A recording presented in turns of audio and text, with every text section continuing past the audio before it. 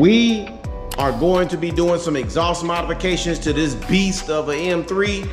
So let me get it up in the air and let me show you what the exhaust look like before we show you what we're gonna be doing to the exhaust.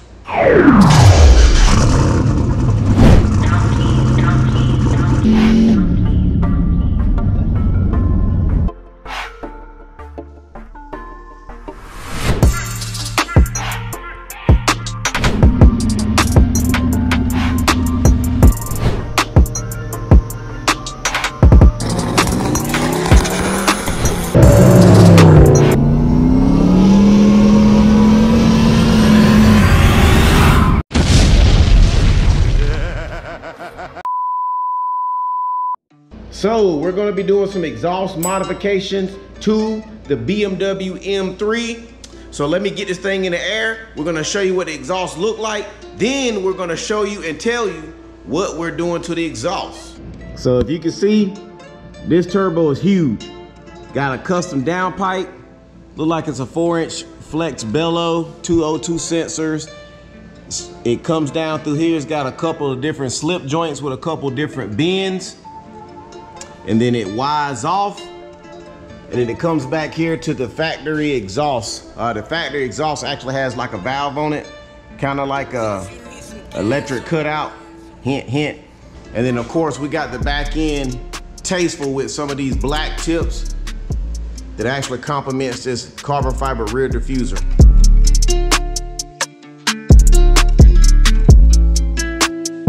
So what are we doing to the exhaust? We are installing an electronic cutout. Let me show you the products that we decided to choose for this build. Wow! What we have here is an electronic exhaust cutout from the company QTP. This particular setup is 3.5 inches, aka 3.5 inches. There are a lot of companies out there that make 3-inch, they make 4 inches. But 3.5 is kind of like an in-between. It's like an odd. It's almost like going from an 18-inch rim to like a 19. You know, a 19 is an oddball rim. Anyways, make a long story short, this is the only company that I can find Google searching for a 3.5 electronic exhaust cutout. It comes with a little toggle switch. Of course, you got your power in the ground. This looks like it's got an internal fuse in it, but it looks like QTP also offers a little box that has like a little keychain where you can have like a key fob where you can open and close it. My boy Key is gonna probably get that, but if you want it, you got your one-touch wireless remote, and then you got the wireless remote. And there are 2 more items that we gotta add to this kit to make it complete and to make it speed-ass garage worthy. Hold on 1 second. We have the other side of the QTP exhaust cutout, which is actually gonna be the outbound side. So therefore we needed a 3-inch, we needed a 3.5 inch 3-bolt exhaust flange. Got this from Vibrant, that's the part number. And then of course we wanna do a turn down. So I love using parts from raceparts.com. We got us a 3.5 inch, 90-degree short radius bend. And this pipe is thick, man. This is like sanitary grade. This joker is thick and it ain't cheap. So let me see if I can set y'all up, and I'm gonna give you an idea of where we're trying to mount this in the exhaust. So me and Key decided that this general area right here has the most amount of space to fit the valve. Let me grab the valve and I'm gonna kind of hold it into place as best I can to kind of give you an idea of what we're looking at. So we're thinking that the valve is gonna sit somewhere in this vicinity. That's gonna give us a ton of room over here to fit the valve. And then the valve only goes 3 ways, so we're gonna have to mock the valve up where it won't interfere with nothing. So to start things off, I'm gonna have to probably cut this right at this bend, and I'm gonna have to cut that as close to that bend as possible, because when I set it up there, it's reaching over into both 90s, and you can't weld a straight piece into a bend like that. Before I start fusing stuff together, check out the inlet of this daggone merge pipe. They MIG welded it. They did a little bit of TIG welding, like right there. They MIG welded it here. And then look at the non-cleanup in there. So I'm probably gonna spend about 15-20 minutes, hopefully not longer than that. And I'm gonna try to kind of clean this up so that it look a little better.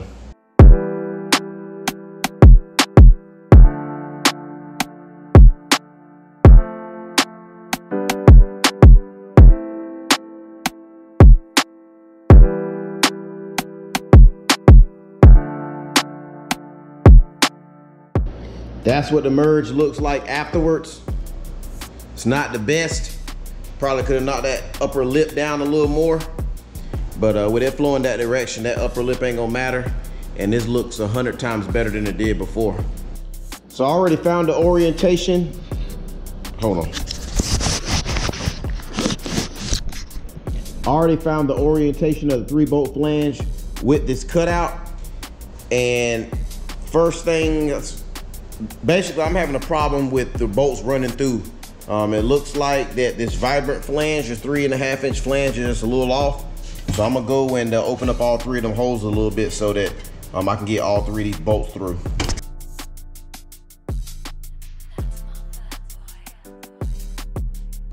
So QTP supplies this merge collector, the hardware, this block off plate, and then they provide 1 gasket. Remember, we had to purchase everything on this side from Vibrant. They may have a kit, but I didn't find a kit. So one thing I noticed, tighten this down using it for mock-up purposes, when you tighten it down, it touches that Allen bolt. So I'm gonna take this back off. I'm gonna cut a little relief so it doesn't bind up. Or if you want to, you can buy another gasket and that might space it out enough, but I'm gonna do my approach.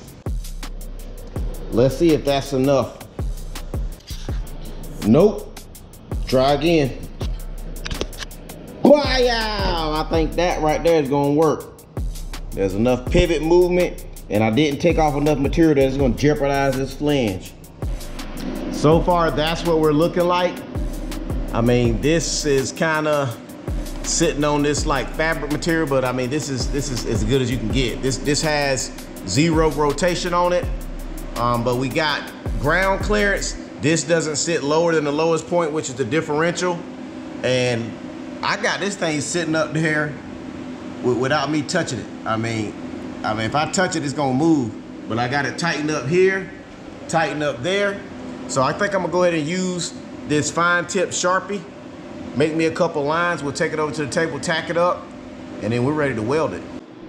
I think I'm gonna go ahead and weld this up before I tack that up. Knowing my luck, I drop this joker and break the freaking tacks off of it.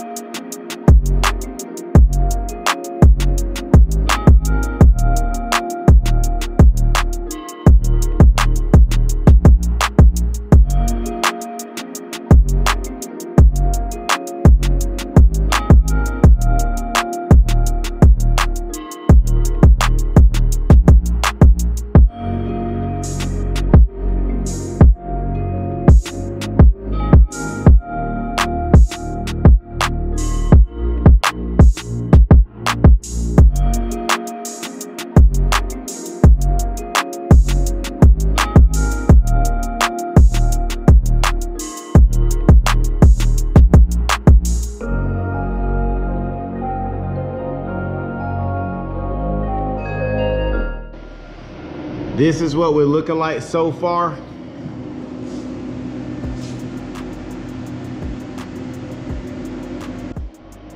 This section of the exhaust was always the lowest point, but I mean, we can't, I don't think we can get any better than that.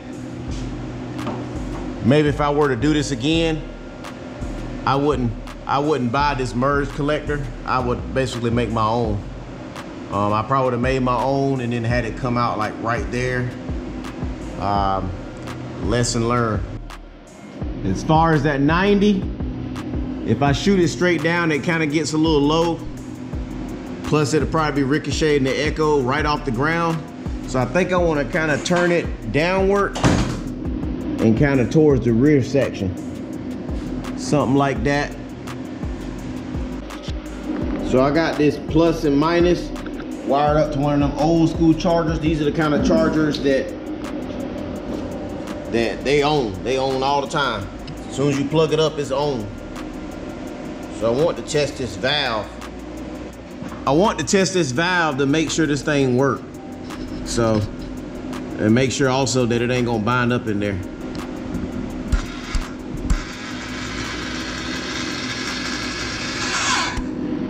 It's maxed out.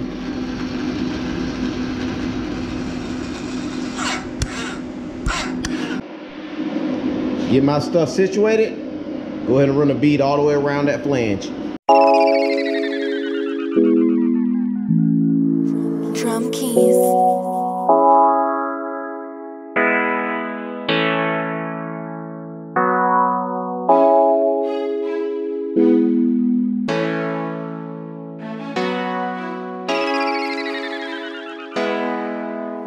Drum keys.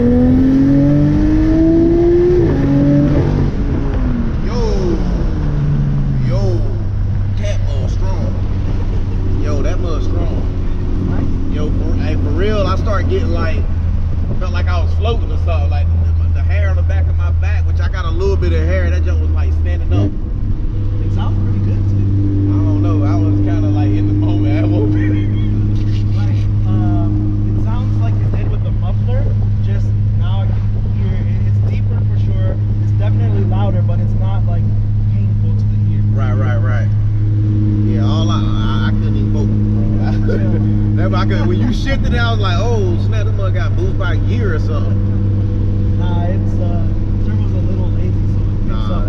Yeah, it's perfect. It's just perfect. Ready?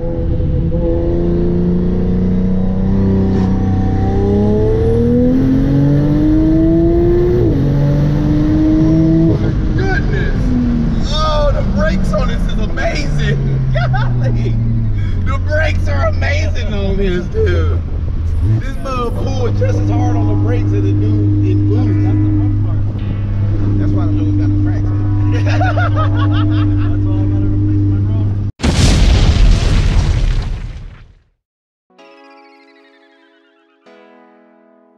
Drum keys.